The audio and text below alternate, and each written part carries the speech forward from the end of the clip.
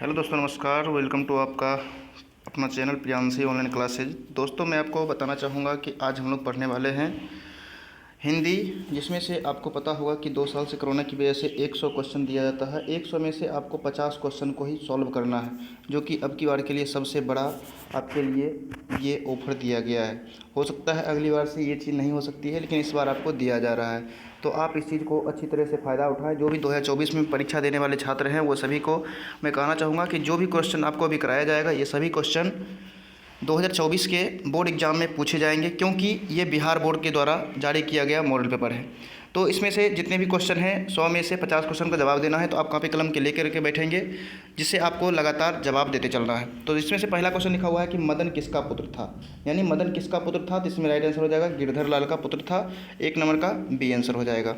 फिर अगली क्वेश्चन दी हुई है कि 20 के दांत कैसी कहानी है, यानी 20 की दांत जो है वो किस प्रकार की कहानी है, सामाजिक है कि ऐतिहासिक है कि धार्मिक है कि मनोवैज्ञानिक है। तो इसका राइट आंसर हम कहेंगे कि इसका राइट आंसर जो हो जाएगा वो हो जाएगा मनोवैज्ञानिक है।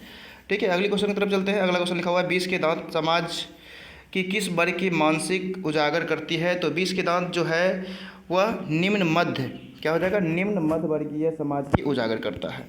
अगला क्वेश्चन लिखा हुआ है कि फ्रेडरिक मैक्स मूलर किस पाठ के रचयिता है। फ्रेडरिक मैक्स मूलर जो है, मैक्स मूलर यानी कि फ्रेडरिक आप जाने या ना जाने, बस इतना ही जान लीजिए, मैक्स मूलर और फ्रेडरिक मैक्स मूलर दोनों एक ही है। ठीक है, तो मैक्स मूलर के बारे में आप जान रहे हैं तो बस हो गया मैक्स मूलर।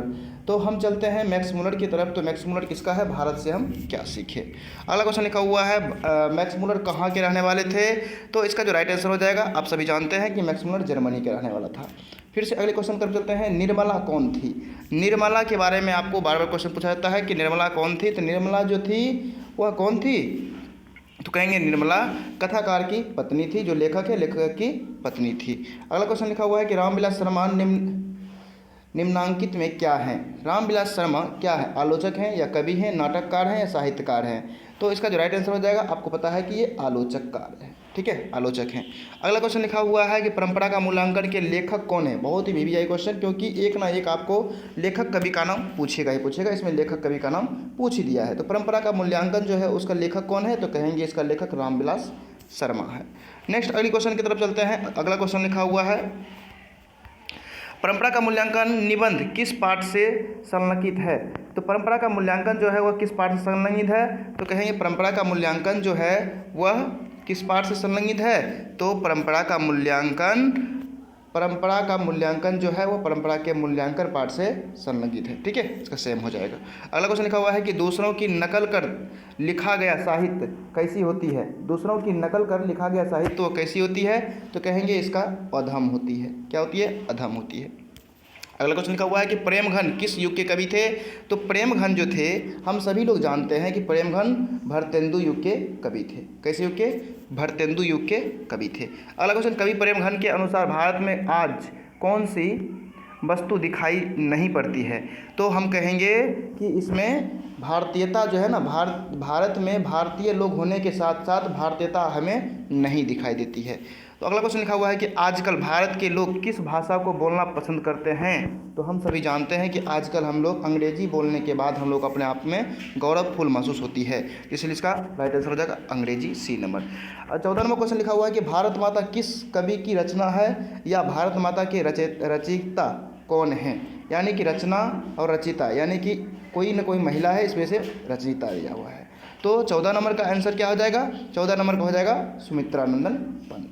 अगला क्वेश्चन लिखा हुआ है 15 नंबर, सुमित्रानंदन पंत कैसे कवि थे। तो सुमित्रानंदन पंत जो थे वे छायावादी कवि थे। किस प्रकार कवि थे, छायावादी कवि थे।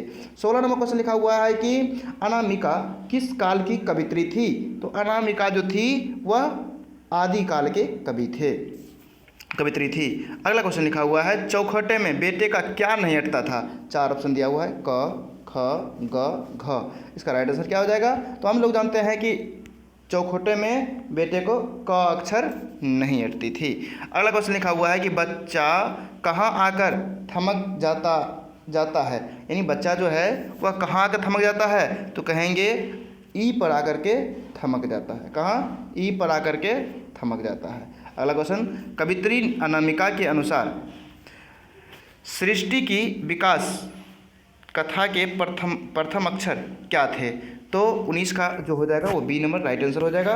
विफलता के आंसू क्या हो जाएंगे? विफलता के आंसू।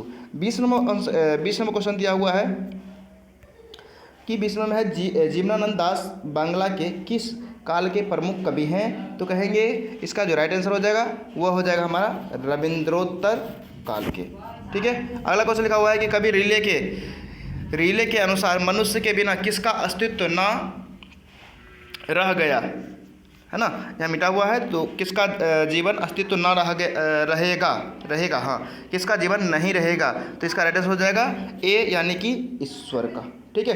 अगला क्वेश्चन की तरफ चलते हैं। अगला क्वेश्चन लिखा हुआ है कि कवि रीले के अनुसार ईश्वर को सर्वशक्तिमान के रूप में किसने प्रतिष्ठित किया है? तो इसका जो हम राइट आंसर कहेंगे वह क्या हो जाएगा? तो हम कहेंगे किसका हो जाएगा? जल्दी आप कमेंट कर देंगे जल्दी से। इसका आंसर क्या हो जाएगा? ईश्वर होगा या सृष्टि होगा या मनुष्य होगा या किसी ना किसी को। तो इसका राइट आंसर क्या हो जाएगा? तो हम कहेंगे इसका जो राइट आंसर हो जाएगा बच्चा, इसका सी नंबर राइट आंसर हो जाएगा, यानी कि सृष्टि ने। ठीक है, यानी सृष्टि ने। अगला क्वेश्चन नीचे दिया गया है कि रीले के काव्य शैली कैसी है? रीले की, देखिए इसमें बहुत सारे रीले के क्वेश्चन दिए हुए हैं, इसलिए रीले की क्वेश्चन को आपको याद रखना है। इस बार 100% गारंटी है कि रीले से रिलेटेड क्वेश्चन आपको जरूर पूछेगी। ठीक है, तो इसमें हम लोग देखते हैं कि रीले से रिलेटेड कवि कौन सी है। तो इसका जो राइट आंसर हो जाएगा वो हो जाएगा रीले की काव्य शैली कैसी है? तो कहेंगे गीतात्मक है। कैसी है? गीतात्मक है। अगली क्वेश्चन लिखी हुई है दोस्तों। अगला क्वेश्चन लिखा हुआ है कि रीले ने काव्य के अतिरिक्त और किन किन विधाओं की रचना की है? तो रीले ने काव्य के अतिरिक्त और किन किन विधाओं की रचना की है? तो इसका जो 24 नंबर का जो आंसर हो जाएगा वो हो जाएगा बी नंबर, यानी कि कहानी और उपन्यास की भी रचना की है।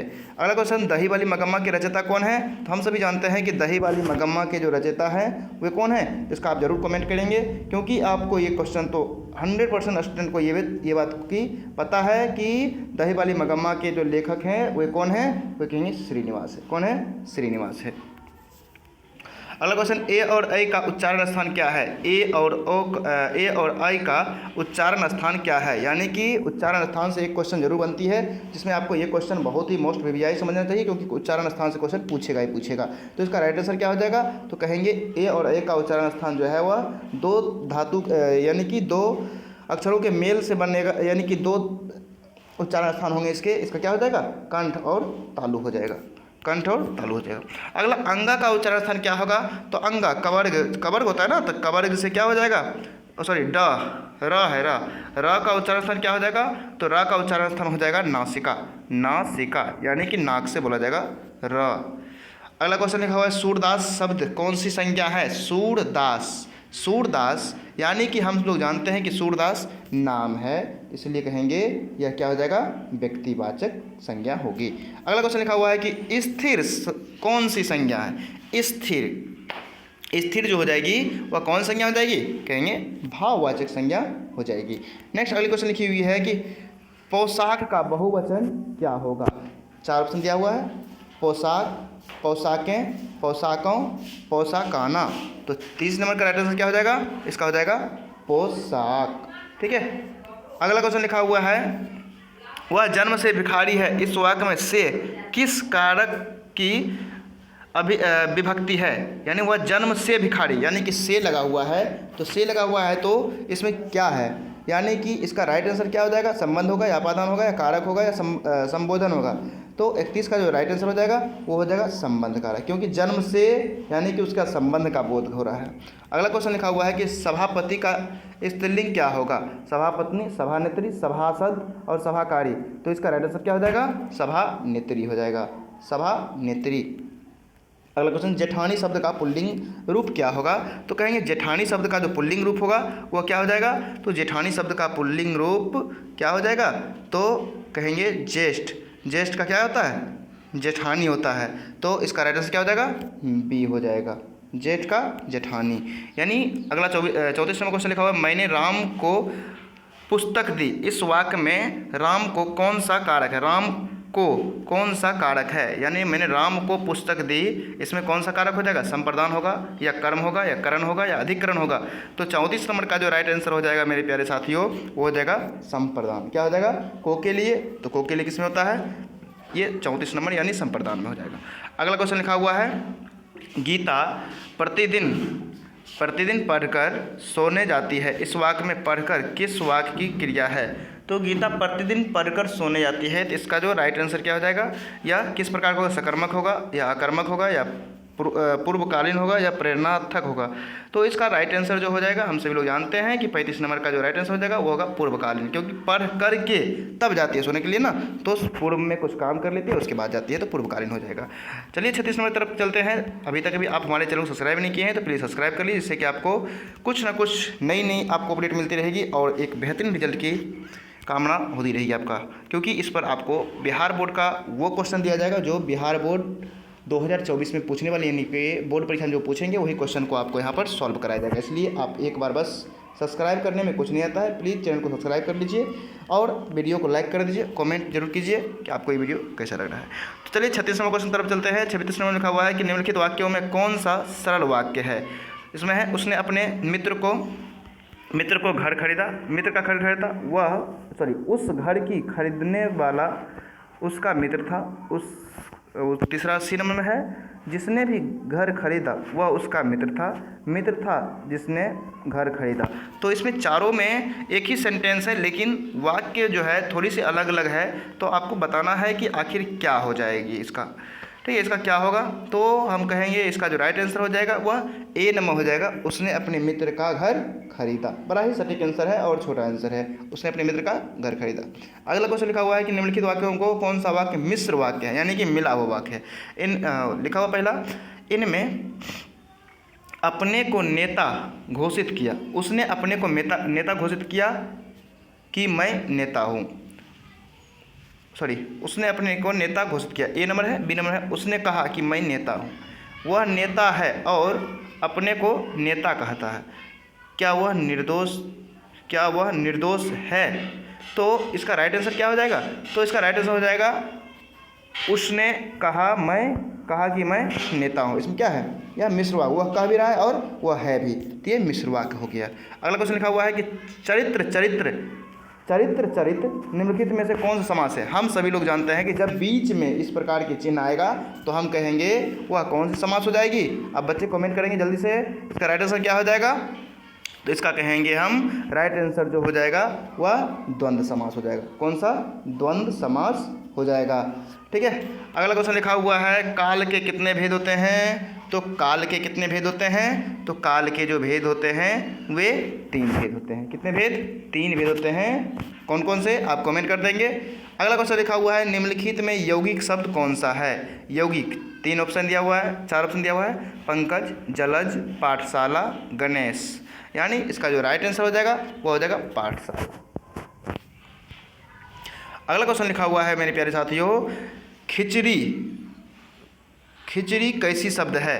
तो ये क्वेश्चन बहुत ही वीवीआई का है, क्योंकि ये क्वेश्चन जो है बहुत बार पूछता है कि खिचड़ी कैसी शब्द है, तत्सम है कि तद्भव है कि देशज है कि विदेशज है, इसका राइट आंसर क्या होगा? तो आप जरूर कमेंट करेंगे इसका राइट आंसर क्या हो जाएगा। तो हम कहेंगे इसका जो राइट आंसर हो जाएगा मेरे प्यारे साथियों, ये हो जाएगा देशज शब्द है। खिचड़ी जो है वह अपना देश का शब्द है, इसलिए देशज शब्द है। अगला क्वेश्चन लिखा हुआ है 42 नंबर क्वेश्चन की तरफ चल गए हैं, हम लोग बहुत करीब आ चुके हैं, इसलिए आप अभी तक चैनल को सब्सक्राइब नहीं किए हैं, लाइक नहीं किए हैं, तो प्लीज़ लाइक कर दीजिए। और आपका सब्सक्राइब करने में कुछ जाता नहीं है, बस एक सब्सक्राइब मेरी मनोबल बढ़ाएगी और आपके लिए नया कुछ लाता रहूँगा। अगला क्वेश्चन लिखा हुआ है मनोरथ का संधि विच्छेद क्या होगा? मनोरथ, मनो जो रथ, मनोह जो रथ, मनः जो रथ, मनः जो ओरथ। तो 42 का राइट आंसर क्या हो जाएगा? जल्दी से कमेंट करेंगे। 42 का राइट आंसर हो जाएगा सी, मनः जो रथ, यानी कि ओकर क्या होता है? अह में बदल जाता है। अगला क्वेश्चन लिखा हुआ है नाभिक में किन किन वर्णों का संधि हुआ है? वीवीआई क्वेश्चन कहेंगे, 100% नहीं बल्कि 200% चांस है कि ये क्वेश्चन आएगा ही आएगा। तो इसका 43 नंबर का जो राइट आंसर हो जाएगा वो हो जाएगा, देखो नाभिक, नवजोर इक, यानी अवजोर ई का मेल हो रहा है। अगला क्वेश्चन लिखा हुआ है कि निर्विकार का सही संधि विच्छेद क्या होगा? तो 44 नंबर का जो राइट आंसर हम कहेंगे वह क्या हो जाएगा? कहेंगे ए, निर्विकार, निह जोर विकार बराबर निर्विकार। ठीक है, यानी ए नंबर राइट आंसर हो जाएगा। ठीक है, अगला तो क्वेश्चन तरफ चलते हैं। सिर पर भूत सवार होना का सही अर्थ क्या हो जाएगा? सिर पर भूत सवार होना का राइट आंसर क्या हो जाएगा? कहेंगे धुन सवार हो जाना। क्या? धुन सवार हो जाना। जैसे आपकी यदि धुन सवार हो जाएगी कि हमें पढ़ाई करना है, सुबह का सूर्य और डूबते सूर्य को हमको नहीं देखना है, यानी उगते सूर्य और डूबते सूर्य को जो अपने आप को सोच लिया कि सुबह का सूर्य और डूबते सूर्य और उगते सूर्य को हमें नहीं देखना है, वह विद्यार्थी 450 नंबर से प्लस लाएगा, क्योंकि उसकी एक जुनून है कि हम कुछ करके दिखाएंगे। अगला क्वेश्चन लिखा हुआ है कि कान देना मुहावरे का 4 अर्थ दिए गए हैं, इनमें जो अर्थ सबसे अधिक सही हो उसे बतावे। यानी कि पहला लिखा हुआ है कान देना, यानी कि पहला ऑप्शन ध्यान देना, दूसरा कान साफ करना, किसी का शिकायत करना, कान काट लेना। इसका राइट आंसर क्या हो जाएगा? तो हम सभी लोग जानते हैं कि इसका राइट आंसर हो जाएगा ए नंबर, यानी कि ध्यान देना। क्या हो जाएगा? ध्यान देना। नेक्स्ट अगले क्वेश्चन की तरफ चलते हैं। धोबी का कुत्ता ना घर का ना घाट का, ये कहावत का सही अर्थ क्या होगा? धोबी का कुत्ता ना घर का ना घाट का, इसका अर्थ होगा कहीं ठौर ठिकाना नहीं होना, कहीं ठौर ठिकाना नहीं होना। अगला क्वेश्चन लिखा हुआ है कि दाल भात में मुसल चंद्र, कहावत का अर्थ क्या है? दाल भात में मुसल चंद्र है ना, कहावत है, तो इसका क्या अर्थ है? तो इसका जो राइट आंसर हो जाएगा वह कहेंगे बिना मतलब दखल देना, बिना मतलब दखल देना। 49 नंबर क्वेश्चन लिखा हुआ है कि भुजाओं के बीच चलने वाला के लिए एक शब्द है। भुजाओं के बीच चलने वाला के लिए एक शब्द क्या होगा? तो भुजाओं के बीच चलने वाला के लिए एक शब्द क्या होगा? उड़ग होगा, या निशाचर होगा, या मेघनाद होगा, या भुजंग होगा। इसका राइट आंसर क्या हो जाएगा? तो इसका राइट आंसर हो जाएगा मेरे प्यारे साथियों, क्या हो जाएगा? भुजंग हो जाएगा। ठीक है, इसका राइट आंसर भुजंग हो जाएगा। चलते हैं अगला क्वेश्चन की तरफ। अगला क्वेश्चन लिखा हुआ है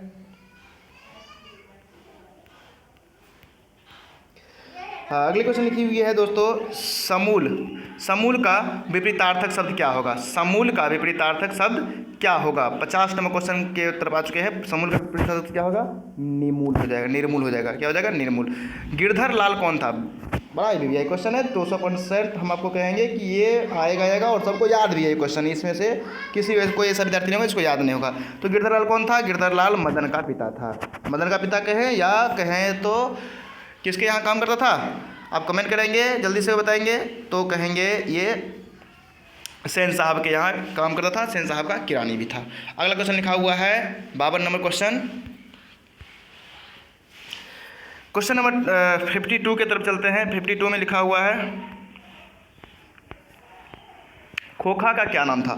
खोखा का नाम क्या था? तो खोखा का नाम कासू था। देखो 4 ऑप्शन दिया हुआ है, आप ये ना हो जाए कि कंफ्यूज हो जाए कि कीसू होगा कि कुसू होगा कि कासू होगा कि केसू होगा। हम सब जानते हैं कि कासू होगा। क्या होगा?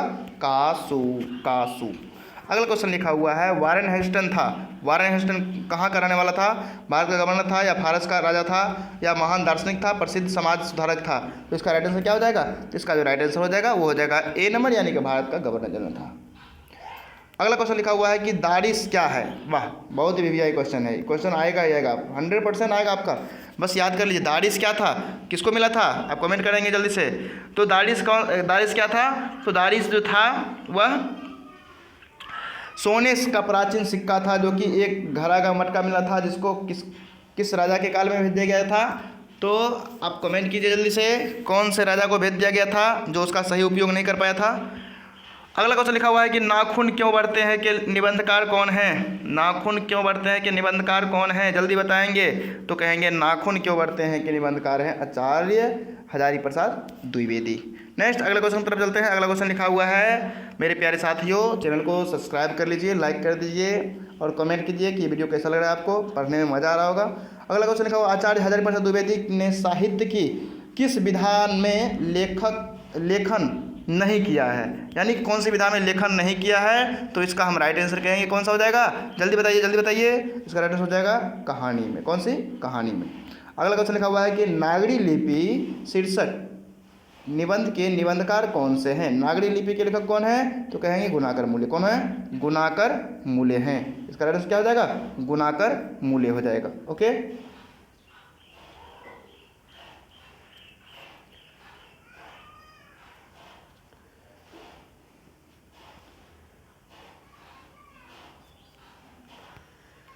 यार आवाज चलती है।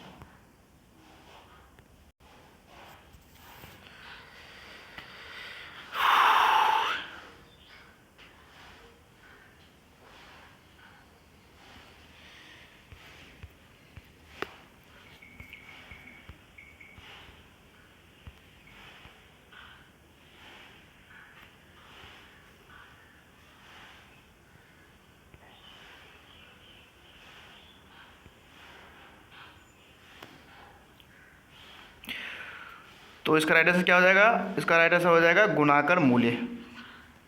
क्या हो जाएगा? गुणाकर मूल्य। नेक्स्ट अगली क्वेश्चन दी हुई, अगला क्वेश्चन लिखा हुआ है मेरे प्यारे साथियों कि नागरी लिपि शीर्षक पाठ किस पुस्तक से लिया गया है? नागरी लिपि पाठ जो है वह किस पुस्तक से लिया गया है? तो इसका जो राइट आंसर हो जाएगा वो हो जाएगा बी, यानी कि नागरी लिपि की कहानी से। नेक्स्ट अगला क्वेश्चन लिखा हुआ है क्वेश्चन नंबर 60। तो क्वेश्चन 60 में लिखा हुआ है कि उत्तर भारत की विशेष स्थापित शैली को क्या कहते हैं? तो उत्तर भारत की विशेष स्थापित शैली को क्या कहते हैं? तो इसका जो राइट आंसर कहेंगे वो हो जाएगा डी, यानी कि नागर शैली। क्या कहते हैं? नागर शैली। बहादुर शीर्षक कहानी के कहानीकार कौन से हैं? जल्दी बताएं हमें। तो इसका हो जाएगा अमरकांत। क्या हो जाएगा? अमरकांत हो जाएगा। अगला परंपरा का मूल्यांकन ये लेखक कौन है? परंपरा का मूल्यांकन रामविलास शर्मा। क्या हो जाएगा? रामविलास शर्मा। अगला क्वेश्चन लिखा हुआ है प्रगतिशील आलोचना का विकास हुआ है। प्रगतिशील आलोचना का विकास कब हुआ है, यानी किस आधार पर हुआ है, किससे हुआ है? तो प्रगतिशील आलोचना का विकास, 4 ऑप्शन दिया हुआ है, 4 ऑप्शन बताएं कौन सा होगा सही। तो इसका जो राइट आंसर हो जाएगा मेरे प्यारे साथियों, तो इसका हो जाएगा राइट आंसर बी नंबर, यानी साहित्य की परंपरा की ज्ञान से। साहित्य की परंपरा के ज्ञान से। साहित्य की परंपरा की ज्ञान से। साहित्य की परंपरा की ज्ञान से। अगला क्वेश्चन लिखा हुआ है कि पंडित बिरजू महाराज किस लड़के को डांस सिखाते थे? तो किसको सिखाते थे? तो हम कहेंगे इसका जो राइट आंसर हो जाएगा वो हो जाएगा सीताराम बांग्ला को। सीताराम बांग्ला को वह डांस सिखाते थे। अगला क्वेश्चन लिखा हुआ है कि इनमें कौन पंडित बिरजू महाराज की शिष्या नहीं थी? यानी कि इसमें कौन पंडित बिरजू महाराज की शिष्या नहीं थी? तो इसका राइट आंसर क्या हो जाएगा? इसका अनुराधा जो है उसकी शिष्या नहीं थी। तीनों शिष्या है लेकिन ये शिष्या नहीं है। ला शत्रुज का है, यानी ला शत्रुज जो है वह क्या है? तो इसका जो राइट आंसर हो जाएगा वह हो जाएगा ला शत्रुज ईसाई का एक मठ है। क्या? ईसाई का एक मठ है। आद्रे बेंत्रा क्या है? आद्रे बेंत्रा जो है वह क्या है? तो आद्रे बेंत्रा जो है वह कवि है। कौन है? कवि हैं। अगला क्वेश्चन लिखा हुआ है कि मोहारा शब्द क्या है? मोहारा शब्द क्या है? तो मोहारा शब्द जो है मेरे प्यारे साथियों क्या है? जल्दी से बता पाएंगे आप, उसके बाद मैं आपको आंसर दे रहा हूँ। मोहारा शब्द क्या है? तो मोहारा शब्द जो है वह एक नदी है। क्या है? एक नदी है। अगला क्वेश्चन लिखा हुआ है कहानीकार के छोटे भाई का क्या नाम था? कहानीकार के छोटे भाई का नाम क्या था? तो कहानीकार के छोटे भाई का जो नाम था वह था क्या नाम? जल्दी बताएं मैं। कहानीकार के छोटे भाई का क्या नाम था? जल्दी से कमेंट कीजिए। बहुत ही हल्का क्वेश्चन है, बहुत ही आसान क्वेश्चन है। क्या था? भग्गू था या जग्गू था या संतू था या दीनू था? चलिए मैं एक क्लियर कर देता हूँ। भग्गू जो था वह एक नौकर था। भग्गू कौन था? एक नौकर था।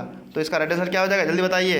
68 नंबर का जो राइट आंसर हो जाएगा दोस्तों वह संतू था। कौन था? संतू को था। कौन था? संतू था। अगला क्वेश्चन लिखा हुआ है बिस्मिल्लाह खान का जन्म कहाँ हुआ था? तो 59 का जो आप सही आंसर बताएंगे उसको एक गिफ्ट दिया जाएगा। जल्दी से बताइए, कमेंट कीजिए। 59 का राइट आंसर क्या हो जाएगा? 59 का राइट आंसर हो जाएगा मेरे प्यारे शेर। इसका जो राइट आंसर होगा, जो कमेंट करेंगे पहले उसका मैं यही सबसे पहले कहूँगा। तो 59 का जो राइट आंसर हो जाएगा वो डी नंबर, यानी कि डुमराव में हुआ था। डुमराव बिहार में हुआ था। सभी को पता होता है ये चीज़ का।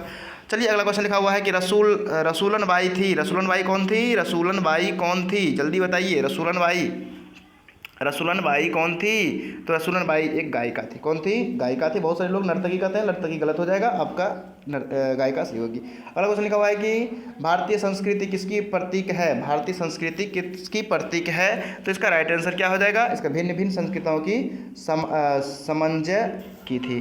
अगला क्वेश्चन लिखा हुआ है मेरे प्यारे साथियों गांधी जी के अनुसार शिक्षा सहायक होती है। क्या चीज़ का? गांधी जी के अनुसार शिक्षा सहायक होती है। तो इसका राइट आंसर क्या हो जाएगा? तो इसका राइट आंसर शरीर, बुद्धि और आत्मा के विकास में।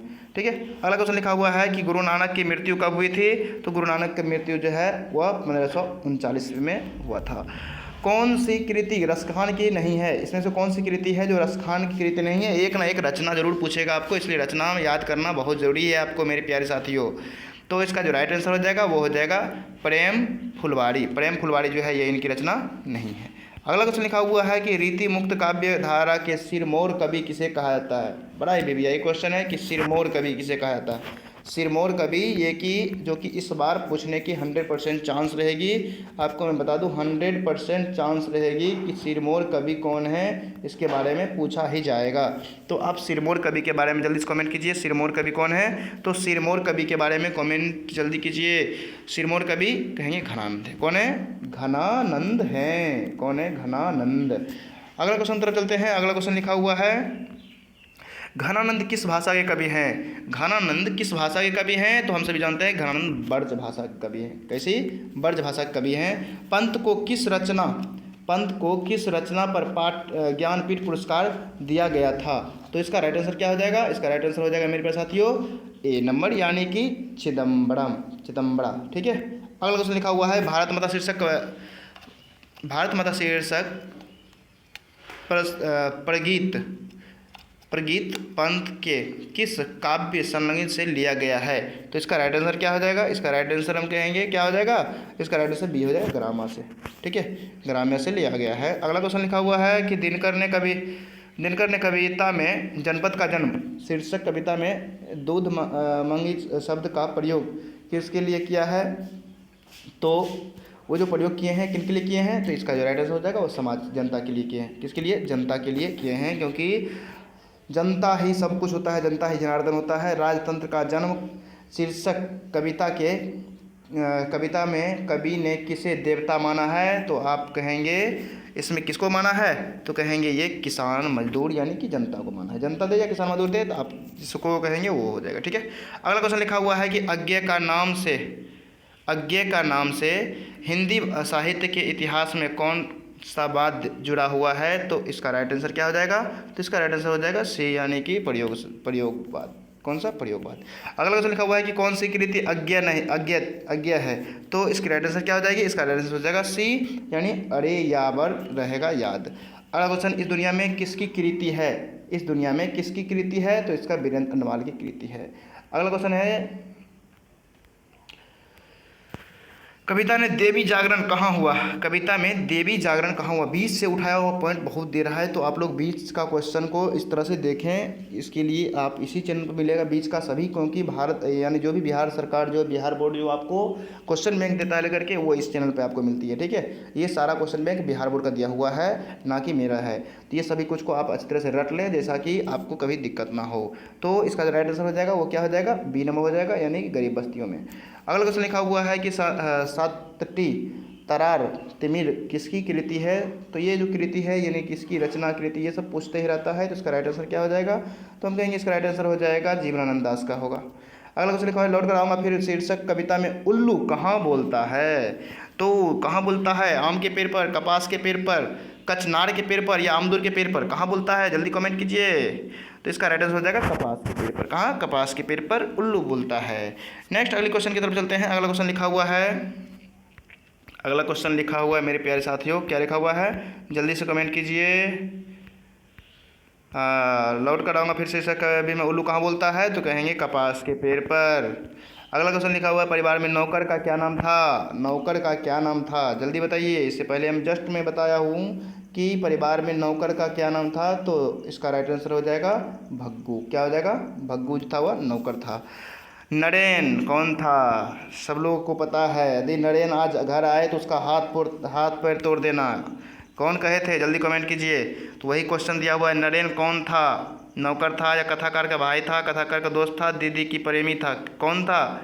तो नरेन जो था वह दीदी की प्रेमी था। कौन था? दीदी की प्रेमी था। ठीक है। अगला क्वेश्चन लिखा हुआ है, क्यों कष्ट दे रहे हो यार। हाँ, अगला क्वेश्चन लिखा हुआ है दोस्तों, तद्भव शब्दों का निर्माण संस्कृत शब्दों में हुआ है। तद्भव शब्द में यानी किसमें किसका जो है रूपांतरण संस्कृत यानी तद्भव शब्दों का निर्माण संस्कृत शब्दों में होता है? तो करण, अपादान, अधिकरण, संबंध किसका हो जाएगा? तो इसका राइट आंसर हो जाएगा ए का, यानी करण कारक का। किसका? करण कारक का। नेक्स्ट अगला क्वेश्चन लिखा हुआ है कि यहाँ पर्यायवाची शब्दों को वस्तुनिष्ठ रूप में प्रस्तुत कर रहे हैं, तो इसका राइट आंसर क्या हो जाएगा? तो कहेंगे इसका राइट आंसर हो जाएगा ए, यानी कि कर्म। कौन सा? कर्म हो जाएगा। नेक्स्ट अगला क्वेश्चन चलते हैं, अपने उत्तर को पेंसिल से निशान लगाइए। अपादान, कर्म, कर्ता, करण।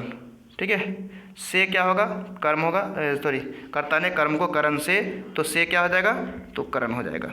नेक्स्ट अगला क्वेश्चन लिखा हुआ है कि सरकार मुझे नौकर से मत निकालिए, सरकार मुझे नौकरी से मत निकालिए, सरकार मुझे नौकरी से मत निकालिए।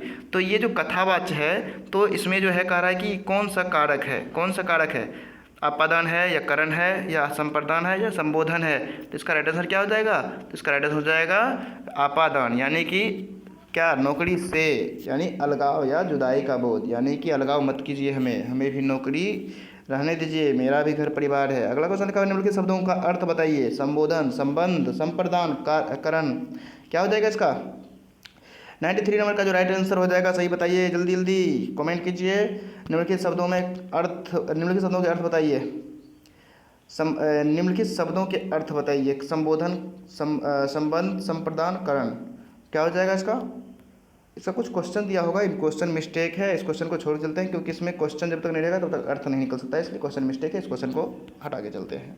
नेक्स्ट अगली क्वेश्चन लिखी हुई है, चलिए आपने 93 क्वेश्चन का अभी देखा, 93 में आपका कितना क्वेश्चन सही हुआ, कितना क्वेश्चन जवाब दिए, जल्दी से आप कमेंट करेंगे, कमेंट में लिखेंगे कि आपका कितना क्वेश्चन सही किए हैं, और अभी तक चैनल को सब्सक्राइब नहीं किया सब्सक्राइब कर लीजिए, और 450 नंबर की गारंटी यदि आप चाहते हैं तो बस चैनल पर लगातार बने रहिए। ये चैनल आपको 450 नंबर करके देगा, क्योंकि यहाँ पर आपको बिहार बोर्ड द्वारा जारी किया गया सभी मॉडल पेपर को आपको यहाँ पर कराया जाएगा, इसलिए आप चैनल को सब्सक्राइब कर लीजिए, लाइक कर दीजिए। फिर से मिलते हैं फिर अगले वीडियो में। थैंक यू, जय हिंद।